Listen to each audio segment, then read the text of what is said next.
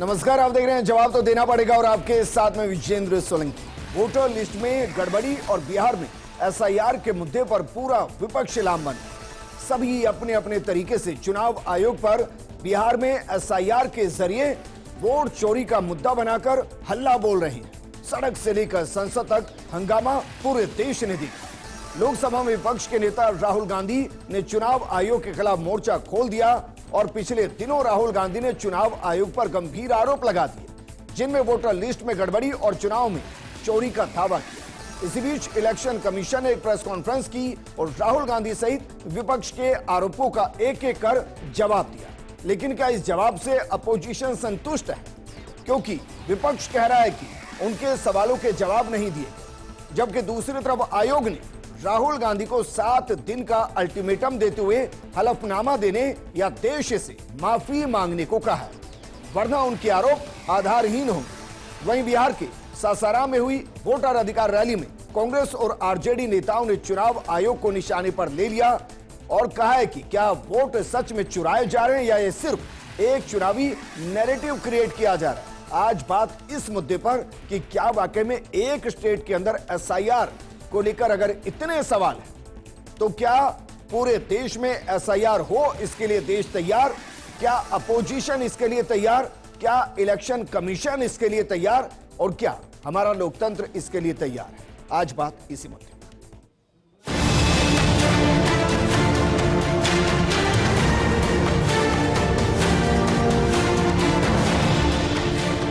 जब चुनाव आयोग के कंधे पर बंदूक रखकर राजनीति की जा रही हो।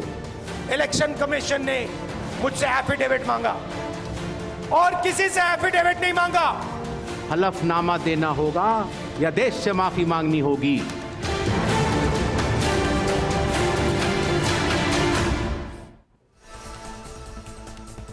इलेक्शन कमीशन ने जो कहा है उसको एक आसान भाषा में मैं आपको समझाने की कोशिश करता हूं। दरअसल समझिए, किसी एक के घर में चोरी हो गई। चोरी शब्द मैं इसलिए इस्तेमाल कर रहा हूं क्योंकि वोट चोरी का जिक्र किया जा रहा है। तो क्या होगा? क्या पुलिस अपने आप जांच करेगी या जिसके घर में चोरी हुई है वो एफआईआर दर्ज कराएगा और बताएगा कि मेरे घर से ये सामान चोरी हुआ है और उसके बाद पुलिस उसको जांचने के साथ जांच को शुरू करेगी? यकीनन पहले एफआईआर होगी। इलेक्शन कमीशन यही कह रहा है।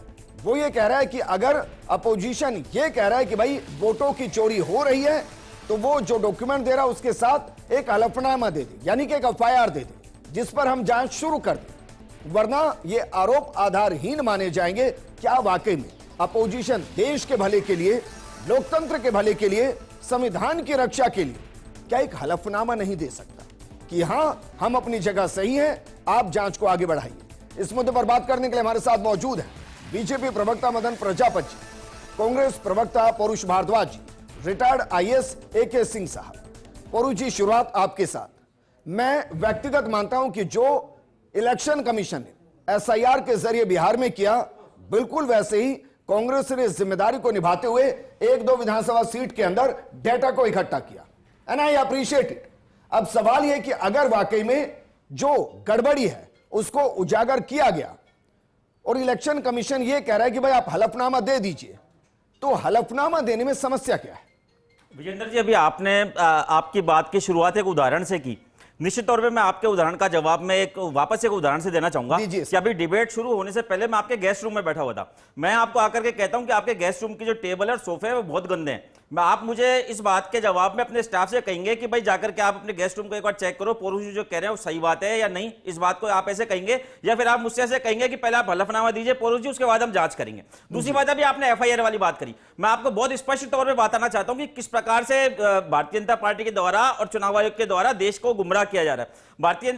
भारतीय चुनाव आयोग के द्वारा जो शपथ पत्र मांगा जा रहा है वो 1960 के कानून के धारा 20(3)B के तहत शपथ पत्र मांगा जा रहा है। ये 20(3)(b) का शपथ पत्र तब मांगा जाता है कि जब कोई नई वोटर लिस्ट, जो जैसा कि हमारे प्रक्रिया के हर साल वोटर लिस्ट तैयार होती है, जब उसका फाइनल ड्राफ्ट तैयार होता है, उससे पहले यदि किसी को कोई आपत्ति होती है तो चुनाव आयोग कहता है भाई आपको किसी को आपत्ति हो तो इसमें आपत्ति पेश करो, और नहीं तो हम इसको फाइनल वोटर लिस्ट के रूप में कन्वर्ट करेंगे। तो उस समय जो आपत्ति मांगी जाती है वो शपथ पत्र होता है 20(3)(b) का, ना कि इस बात का होता है कि बीच में कोई आप सामान्य शिकायत करेंगे तो उस पर आप शपथ पत्र मांगेंगे। और इस बात को मैं नहीं कह रहा, देश के पूर्व मुख्य चुनाव आयुक्त ओपी रावत साहब ने इस बात को कही है। आपत्ति तो है और क्या है? हाँ, मैं ये आपकी तरफ से दर्ज आपत्ति नहीं है। देखिए हमारे द्वारा जो वोटर लिस्ट पर आपत्ति नहीं है, हमारे द्वारा जो प्रक्रिया, जो हमारे द्वारा किसी पर्टिकुलर एक राज्य की वोटर लिस्ट के लिए तो कहा नहीं गया, हमारे द्वारा जो आपत्ति उठाई गई या प्रश्नवाचक चिन्ह लगाया गया पूरे समग्र देश के चुनाव आयोग की कार्यप्रणाली पर लगाया गया। और दूसरी बात देखिए, मैं आपको कर्नाटक को लेकर भी ना, कि कर्नाटक का जो परिणाम आया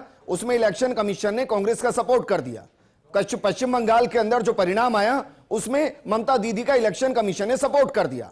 जम्मू कश्मीर का जो रिजल्ट आया उसमें उमर अब्दुल्ला की पार्टी को इलेक्शन कमीशन ने सपोर्ट कर दिया। आप उसका भी विरोध कर रहे हैं। देखिए मैं तो इस बात को कह रहा हूं कि अगर चुनाव आयोग ने गलती कहीं हमारे साथ करी या फिर कहीं भारतीय जनता पार्टी के साथ करी, अरे गजब कर रहे हैं। मैं बता रहा हूं ना, आप भाई मैं ये कह रहा हूं, मैं बेसिक सवाल का जवाब जाने दीजिए दर्शकों, ये जवाब ही नहीं है। बिल्कुल मैं ये कह रहा हूं, अगर इलेक्शन कमीशन ये कह रहा है कि भाई आपके डॉक्यूमेंट सही है, आप मान रहे हैं ना सही है, पहले तो यही कंफर्म कीजिए सही है, तो एक हलफनामा देने में समस्या क्या है? मैं आपसे इस बात को कह रहा हूं कि वो हलफनामा किससे मांग रहे हैं? वो देश की संवैधानिक संस्था के तहत चुने गए प्रतिपक्ष के नेता से मांग रहे हैं, जो संवैधानिक संस्था पर ही आरोप लगा रहे हैं। शपथ, जिस व्यक्ति ने संसद में शपथ संविधान को हाथ में रख करके लिए, आप उसे शपथ पत्र मांग रहे हैं। आपको शर्म आनी चाहिए। आपको पौरुष भारद्वाज जी, बजाय आपको पौरुष भारद्वाज जी, पौरुष भारद्वाज जी, पौरुष भारद्वाज जी, मुझे पॉलिटिकल पार्टी से कोई लेना देना नहीं, लेकिन आप जिस पर आरोप लगा रहे हैं ना, आप जिस पर आरोप लगा रहे हैं वो संवैधानिक संस्था है। भाई जो संवैधानिक पद पर बैठे हैं ना, वो जिन पर आरोप लगा रहे हैं वो अपने आप में संपूर्ण संवैधानिक संस्था है। मुझे आप इस बात को बता दीजिए कि किसी संवैधानिक संस्था का होना ज्यादा बड़ी बात है या फिर जो चुनाव में कोई त्रुटियां पाई गई उसकी जांच हो करके उस संवैधानिक संस्था की गरिमा बनाए रखना ज्यादा आवश्यक है। ऐसा नहीं होता है भाई। आपने ओपनिंग रिमार्क सुना ना, मैं अप्रिशिएट करता हूं भाई जो काम किया, लेकिन अगर आप अपने डॉक्यूमेंट के साथ कंफर्म हैं तो फिर आइए ना हलफनामे के साथ, कहिए कि हम वेरीफाई कर रहे हैं, आप कीजिए जांच। मैं आपके हलफनामे, समस्या क्या है? आपने आज दिन में देखा होगा जब संसद की कार्रवाई चल रही थी और हमारी इंडिया गठबंधन के श्री अखिलेश यादव जी जब प्रेस कॉन्फ्रेंस को संबोधित कर रहे थे, उस समय जो है उन्होंने बताया कि कैसे बिहार चुनाव में जो गड़बड़ियां हुई उसके संदर्भ में जब उन्होंने शिकायत की थी और इसी चुनाव आयोग ने उनसे हलफनामा मांगा था, और उन्होंने जब चुनाव आयोग को हलफनामे दिए उसमें क्या कार्रवाई हुई, इस बात का तो जवाब दे दीजिए। अब से पहले जिन लोगों ने विपक्षी पार्टियों ने हलफनामे देखे उसका तो जवाब दे दीजिए। और मैं आपकी बात के साथ एक बात और जोड़ना चाहूंगा, हम राहुल गांधी जी ने तो माधेपुरा सीट का उदाहरण दिया था, क्योंकि यहाँ पर हम राजस्थान के रहने वाले, इसलिए हमें राजस्थान के बारे में संदर्भ में बात की जानी चाहिए।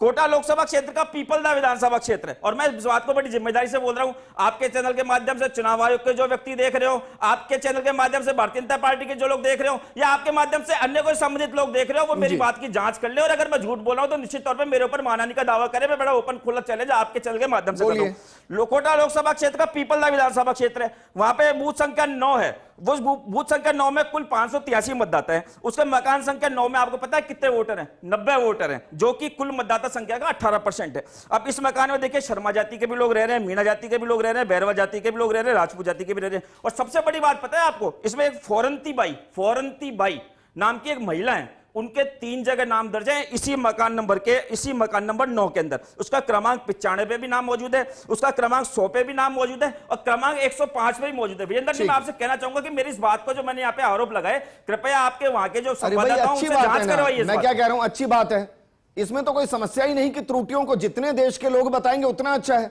उतनी अच्छी लिस्ट बनेगी ना। समस्या सिर्फ इस बात की है कि जिसका आरोप आप भी लगा रहे हो, राहुल गांधी भी लगा रहे हैं, उसके कंफर्मेशन रिमार्क के लिए प्रॉब्लम कहां है? AK सिंह साहब हमारे साथ हैं, रिटायर्ड IAS हैं। AK सिंह साहब जो यहां पौरुष भारद्वाज कह रहे हैं और जो राहुल गांधी देश भर में कह रहे हैं, एक बार के लिए मान लिया जाए कि भाई 100% सही है, लेकिन ये तो एक अच्छी एक्सरसाइज हुई ना, हर नेता को करनी चाहिए कि वहां जो भी फर्जी वोटर हैं या गलत तरीके से जिन्होंने वोटर लिस्ट में नाम जुड़वा लिया है या एक के नाम कई जगह पर हैं, उनको सब वेरीफाई कराएं और सब हटवाएं, ताकि एक निष्पक्ष चुनाव हो। समस्या तब आ जाती है कि जब इलेक्शन कमीशन कहता है कि भाई आप एक बार लिखित में दे दीजिए, हम जांच कर लेते हैं, तो कहेंगे हम लिखित में नहीं देंगे। ऐसा क्यों? जी विजेंद्र जी, आपको और जो को पैनलिस्ट है हमारे, उनको और आपके श्रोताओं को नमस्कार। नमस्कार सर। आपने जो बात की है उसी बात को आगे बढ़ाते हुए सबसे पहले तो मैं कहूंगा कि पौरुष जी ने बात की थी अखिलेश यादव की कि उन्होंने हलफनामा दिया था, उन्होंने अर्ध सत्य बोला है। ये बात है 2022 की। क्या उन्होंने इसको चेक किया है कि उसके बाद उसका करेक्शन हुआ है कि नहीं? अब बात यह आती है कि देखिए हुआ क्या है, ये सारा जो हंगामा क्यों खड़ा हुआ है कि पहली बार शायद ऐसा हुआ है कि मोदी जी ने, उनके पास कहीं से सूचना आ गई है, जो भी उनके मतलब कि तंत्र हैं, कि राहुल गांधी इस तरह का जो है षड्यंत्र करने जा रहे हैं और षड्यंत्र करके अराजकता फैलाने में लगे हुए हैं। तो इसीलिए बिहार में उन्होंने एसआईआर स्टार्ट करवा दी। अब जब एसआईआर स्टार्ट करा दी तो इनका जो पूरा जो सोरोस चाचा के साथ मिलके जो इनका एक टूल किट की पूरी तैयारी हो गई थी, पूरे नाटक की रंगमंच पे तैयारी हो गई थी, वो तैयारी अब फेल हो गई। एक तरह से लगा कि इनका एजेंडा तो बर्बाद हो गया। इसलिए आप देखेंगे कि ये एसआईआर का अभी भी अपोज कर रहे हैं। अदरवाइज क्या कारण है? जो त्रुटियां पौरुष जी बता रहे हैं उन्हीं त्रुटियों को तो सही करने के लिए एसआईआर किया जा रहा है, तो फिर उसके लिए क्यों हंगामा किया जा रहा है? तो हंगामा इसलिए किया जा रहा है कि इनका जो गेम प्लान था इस सरकार को के खिलाफ अराजकता फैलाने का, वो गेम प्लान इनका चौपट हो गया। इसलिए अब ये नया गेम प्लान जो है, चूंकि नाटक की तैयारी तो हो चुकी, तो नाटक तो इनको करना था। देखिए विजेंद्र जी, आपको कांग्रेस पार्टी साहब, देखिए मैं माफी के साथ मैं आपको रोक रहा हूं भाई, क्योंकि आप एक रिटायर्ड आईएएस हैं, राजनीतिक विश्लेषक भी हैं। मैंने इस तरीके के हंगामे कांग्रेस के दौर में बीजेपी को भी करते देखे हैं, अलग अलग मुद्दों पर। ऐसा नहीं है, अपोजिशन का एक काम है भाई। मेरा क्वेश्चन वहां से खड़ा होता है कि जब कॉमन मैन को लेकर एक क्वेश्चन रेज होता है तो जिम्मेदारी के साथ उसकी जिम्मेदारी उठाई जाए। अगर राहुल गांधी कह रहे हैं कि भाई मेरे पास फला विधानसभा की लिस्ट है, इसमें इतनी त्रुटियां हैं, तो मैं उसको अप्रिशिएट करूंगा, क्योंकि वो खुद में एसआईआर कर रहे हैं। तो उसको हलफनामा देने में क्या समस्या? बस सवाल ये है। कोई समस्या नहीं होनी चाहिए, क्योंकि चीफ इलेक्शन ऑफिसर ने यह कहा था कि अगर मान लीजिए कि किसी क्षेत्र में 1 या 2 या 3 या 4-5 शिकायतें होती हैं, तब तो उसमें इंडिविजुअली नोटिस देके बुलाया जा सकता है, कोई दिक्कत नहीं है। आप लाख लोगों के खिलाफ कह रहे हैं कि पूरा का पूरा गलत है, तो क्या लाखों को नोटिस जारी किया जाएगा जी? और अगर सत्य है आप, तो आपको एफिडेविट देने में क्या जाता है? मुझे ये नहीं समझ नहीं। लेकिन एक और सवाल, इलेक्शन कमीशन ने एक और कही, उन्होंने कहा कि भाई या तो 7 दिन में माफी मांग लीजिए या 7 दिन में हलफनामा दे दीजिए, वरना आपके आरोपों को आधारहीन मान लिया जाएगा। अब मुझे लॉजिक समझ नहीं आ रहा है। अगर आप 7 दिन के बाद उनके आरोपों को आधारहीन मान लेंगे और उसके बावजूद बिहार इलेक्शन के अंदर अपोजिशन इस मुद्दे को डंके की चोट पर उठाएगा, तो फिर कॉमन मैन के बीच में तो वो कंफ्यूजन बना रहेगा। एक्शन तो इसमें कहीं है ही नहीं। जी देखिए ऐसा है कि कॉमन मैन जो भारत का है वो उतना मूर्ख नहीं है जितना कि पार्टियां समझती हैं जी। ठीक है, आप देखिए कि आज हो गई है 18 तारीख, ठीक, और 1 तारीख से ऑब्जेक्शंस आने वाले थे। 18 दिन हो गए हैं और आज तक बिहार में जहां तक सूचना है, मुझे सैटरडे तक की सूचना है मेरे पास जी, पिछले मतलब कि 16 तारीख की, एक ऑब्जेक्शन नहीं आया है, एक ऑब्जेक्शन नहीं आया है। तो आम जनता इतनी मूर्ख नहीं है कि बीजेपी या कांग्रेस या किसी और पार्टी। सर मैं इस मुद्दे पर वापस आऊंगा, आपके पास वापस आऊंगा, क्योंकि मेरे यहां से अलग सवाल हैं सर। पहला तो ये कि क्या कॉमन मैन के साथ लिस्ट शेयर कर दी गई? दूसरा, अभी तक तो सिर्फ फॉर्म अपलोड हुए हैं, बीएलओ ने जिनके आगे लिख दिया कि नॉन रिकमेंडेड, क्या उनके बारे में बताया गया है कि भाई आपका नाम कट सकता है?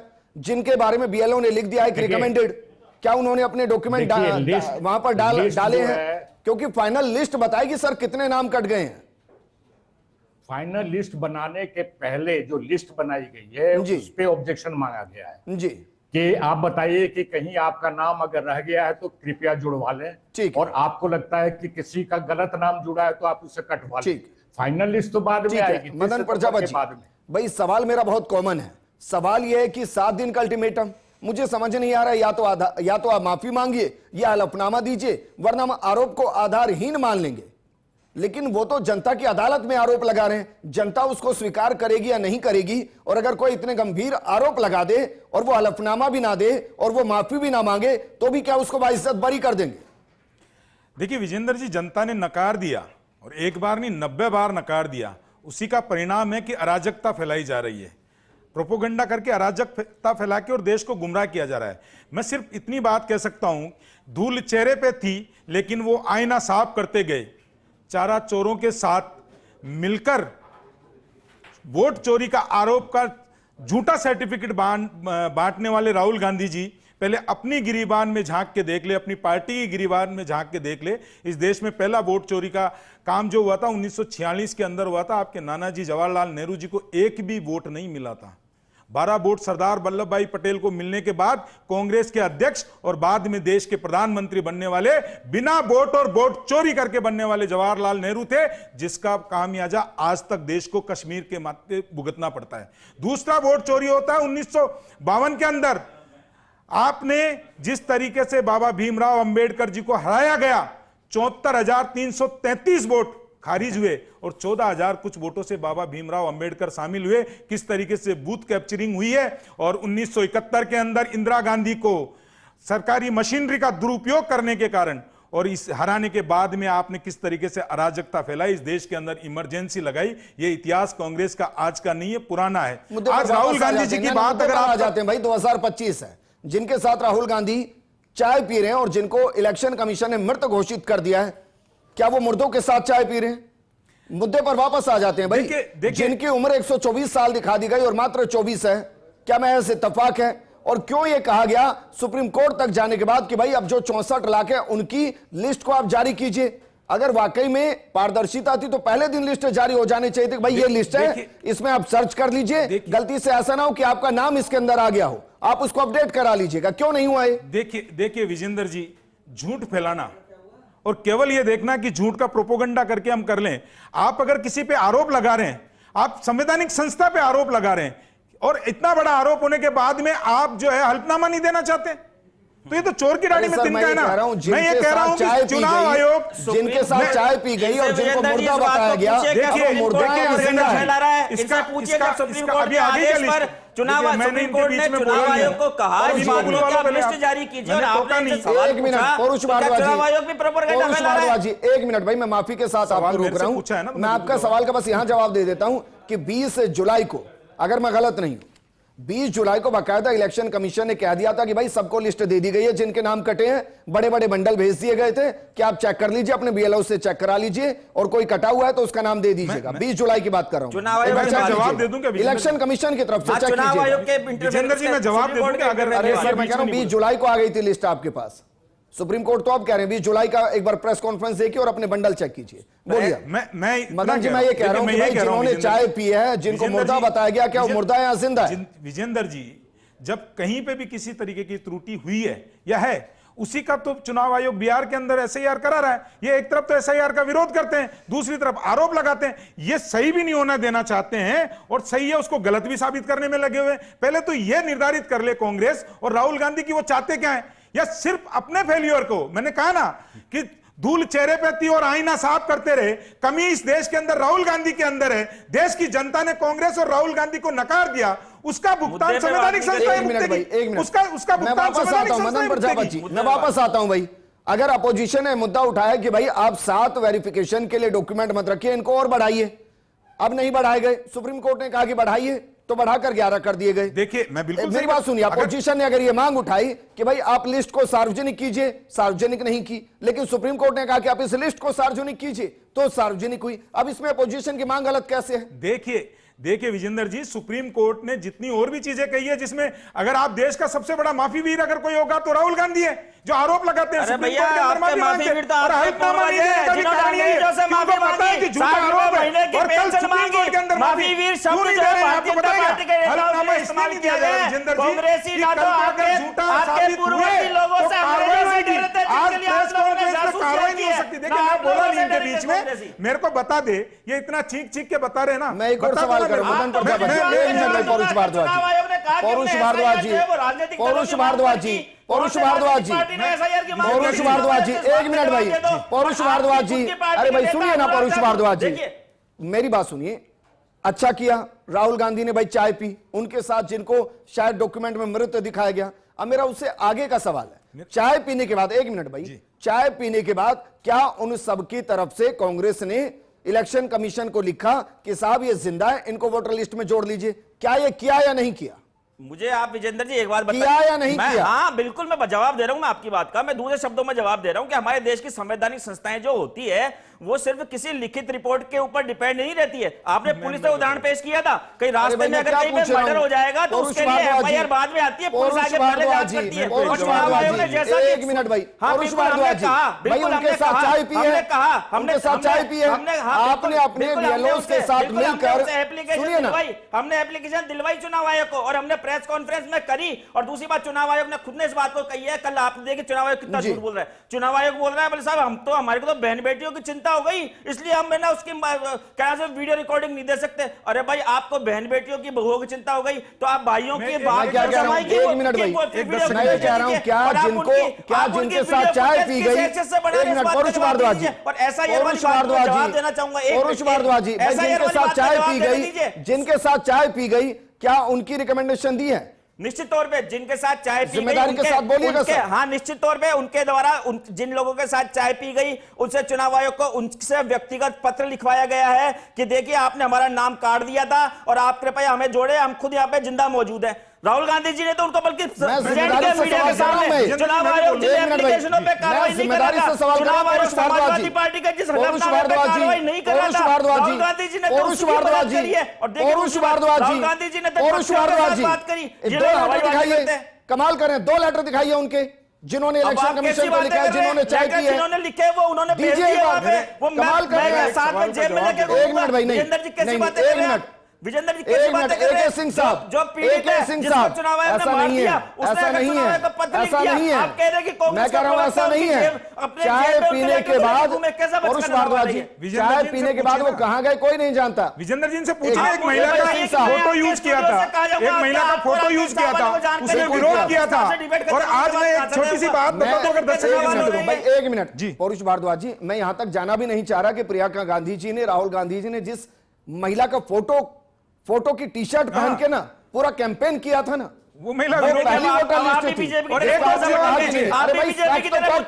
एक मिनट, बीजेपी हो गए, पत्रकार बीजेपी के हो गए, यही कमी है, यही कमी है, यही कमी है कि पत्रकार सवाल पूछ ले तो पत्रकार खराब, संवैधानिक संस्थाएं अगर सही कार्य कर ले, संवैधानिक संस्थाएं खराब, यही कारण है, 2047 यही कारण है। वर्तमान मुद्दे पे भारतीय जनता पार्टी कभी नहीं दिखती है। AK सिंह साहब, भाई मेरे पास इंफॉर्मेशन नहीं और ना ही मैंने किसी भी मीडिया के जरिए, उसमें दोनों मीडिया हैं जिनको दोनों कहते हैं कि भाई हमारे सपोर्ट में, मैंने उनमें से किसी के पास ये पब्लिश खबर नहीं देखी कि जिनके साथ चाय पी गई उन्होंने फिर वेरीफाई कराया कि भाई हमारे नाम को जोड़ लीजिए, या कांग्रेस कही हो कि चलिए हम लेकर चलते हैं, आपके नाम जुड़वाते हैं, आपके बीएलओ चले। उन्होंने पहले लिखित में शिकायत मुझे नहीं पता है भाई, लेकिन मेरा सवाल ये है सिंह साहब, मैं चिंतित इससे ज्यादा इस बात को लेकर हूं कि जो 64 लाख कट गए उसकी तो लिस्ट आ जाएगी, लेकिन जो चरण 2 है जिसमें बीएलओ ने लिख दिया है कि नॉट रिकमेंडेड,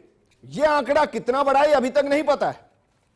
यह भी आंकड़ा नहीं पता है कि जिनके आगे चरण 3 में लिख दिया गया कि रिकमेंडेड, लेकिन उनके पास 11 में से एक भी डॉक्यूमेंट नहीं है। यह आंकड़ा कितना बड़ा है यह भी नहीं पता है।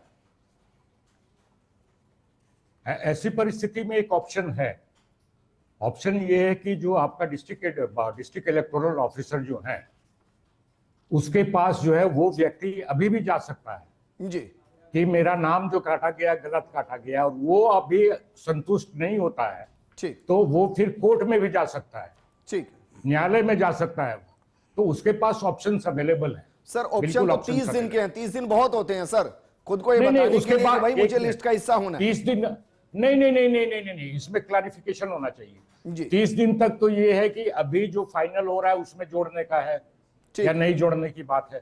30 दिन के बाद अगर आप असंतुष्ट हैं, ठीक, तो आपके पास फिर चॉइस है कि आप, ठीक है, आप ये कह रहे हैं कि जिनको बीएलओज ने नॉट रिकमेंडेड कहा है और अगर उनके नाम कटते हैं तो वो भी अपने वेरिफिकेशन को करा सकते हैं उसके बाद, आप ये कह रहे हैं। उसके बाद अपील में वो डिस्ट्रिक्ट इलेक्टोरल ऑफिसर के पास जाएंगे, उससे संतुष्ट नहीं है तो वो न्यायालय में जा सकते हैं। अब मैं मूल सवाल पर वापस आता हूं सर, जो मेरी इस डिबेट का आधार है कि 7 दिन का अल्टीमेटम, तो मैं इसको नहीं कहूंगा अल्टीमेटम का मतलब होता है उसके बाद एक्शन हो। कहा तो ये जा रहा है कि भाई या तो आप माफी मांगिए या हलफनामा दीजिए, वरना हम आधारहीन मान लेंगे। क्या वाकई में यही सजा होनी चाहिए एक संवैधानिक संस्था पर क्वेश्चन करने की? नहीं, मेरे हिसाब से आपकी जो जिज्ञासा है, मैं उसको पूरा करने की कोशिश करूंगा। अगर मैं उनकी जगह रहता, चीफ इलेक्टोरल ऑफिसर की जगह, कमिश्नर की जगह, तो मैं राहुल गांधी अगर 7 दिन के बाद हलफनामा नहीं देते तो मैं उनके खिलाफ के लिए कोर्ट में मुकदमा दायर करता, और हो सकता है कि दायर हो, और होना चाहिए। 7 दिन के बाद देखा जा सकता है कि क्या एक्शन हो, आप ये कह रहे हैं? बिल्कुल। विजेंद्र जी, मैं सिंह साहब की बात का समर्थन करते हुए आपके चैनल के माध्यम से इस बात को यहाँ पर बोल के जा रहा हूं मैं। ये 7 दिन भी पार होंगे, राहुल गांधी जी अपनी मांग पे अड़े रहेंगे, राहुल गांधी जी के साथ में पूरा देश खड़ा होगा, और ये चुनाव आयोग जो वोटों की चोरी करता है, इसमें इतना भी दम नहीं है जो सिंह साहब ने कहा कि अगर चुनाव आयोग की जगह मैं होता तो ऐसा कर देता। चुनाव आयोग में दम नहीं है, क्योंकि चोरों के पैर के नीचे जमीन नहीं हुआ करती है, चोर भागा करते हैं, चोर जिम्मेदारी से भी भागते हैं, चोर सवालों के जवाब से भी भागते हैं। वोटों की चोरी का मतलब क्या होता है? अरे मैं कॉमन मैन है भाई, मेरी बात सुनिए ना। एक ईवीएम में वोट डाले, ईवीएम पहले से ही आपके कार्यकर्ता होते हैं, अपोजिशन पार्टी के होते हैं, फला पार्टी के होते हैं, उन सबके सामने मॉक ड्रिल होता है, फिर चेक होते हैं, फिर ईवीएम बंद होता है, फिर ईवीएम में सारे वोट डालते हैं, फिर एक लिस्ट बनती है, उस पर सब सिग्नेचर करते हैं, फिर ईवीएम स्ट्रांग रूम जाती है, उस पर सब सिग्नेचर करते हैं, फिर उसमें मोहर लगती है, ताला लगता है, उस पर सब सिग्नेचर करते हैं, फिर उसका सीसीटीवी एक्सेस होता है, वो ऑल पार्टीज के पास होता है, ऑल पार्टी के कार्यकर्ता बाहर खड़े हो सकते हैं, 6 महीने तक आप उसको देख सकते हैं। चोरी कहां होती है? आप ये कह सकते हैं मैं ये तो मान लूंगा आपकी बात का वोटर है, विजेंद्र जी, मैं मान लूंगा। आपकी बात का जवाब देने के लिए भारतीय जनता पार्टी समय यात्री बन जाती है, तो फलाने सन में चले जाते हैं, उसमें चले जाते हैं। मुझे भी एक बार समय यात्री बनना है, मैं भी थोड़ा सा पीछे जाना चाहूंगा, वर्ष 2002 में जाना चाहूंगा। भारत के अंदर जब एक चुनाव आयोग और गुजरात के मुख्यमंत्री थे नरेंद्र मोदी जी, जब विधानसभा का चुनाव उन्होंने सांप्रदायिकता के आधार पर लेट कराना चाहा, नरेंद्र मोदी सुप्रीम कोर्ट गए तो उन्होंने क्या कहा था, माइकल लिंडो, जब चुनाव आयोग पे उन्होंने आरोप लगाए, उनके जाति को लेकर आरोप लगाए, उनके धर्म को लेकर आरोप लगाए, और नरेंद्र मोदी ने यह तक कहा था ये ईसाई चुनाव आयोग एक ईसाई सोनिया गांधी के इशारे पे काम करता है। क्या नरेंद्र मोदी माफी मांगेंगे? क्या भारतीय जनता पार्टी के नरेंद्र मोदी के एक मिनट भाई, मुझे इस प्रोग्राम को वाइंड अप करना है। 1 मिनट, AK सिंह साहब,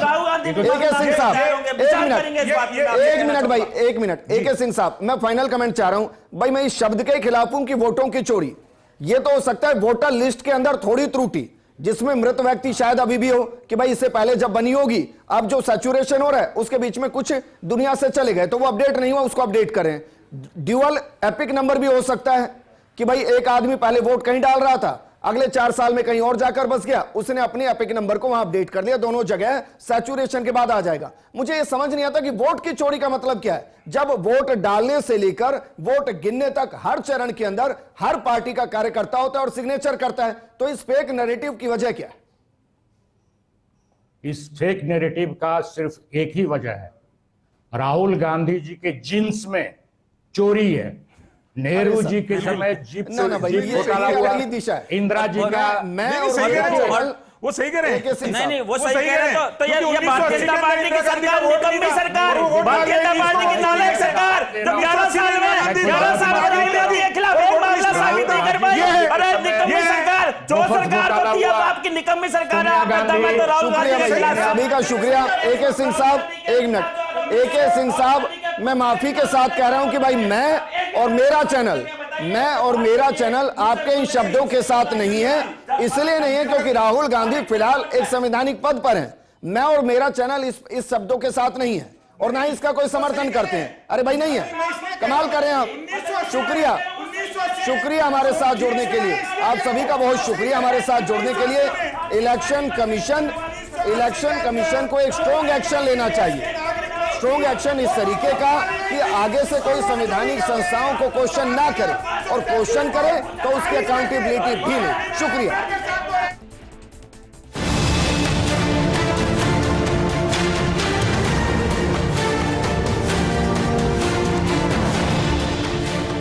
जब चुनाव आयोग के कंधे पर बंदूक रखकर राजनीति की जा रही हो, इलेक्शन कमीशन ने मुझसे एफिडेविट मांगा और किसी से एफिडेविट नहीं मांगा। हलफनामा देना होगा या देश से माफी मांगनी होगी।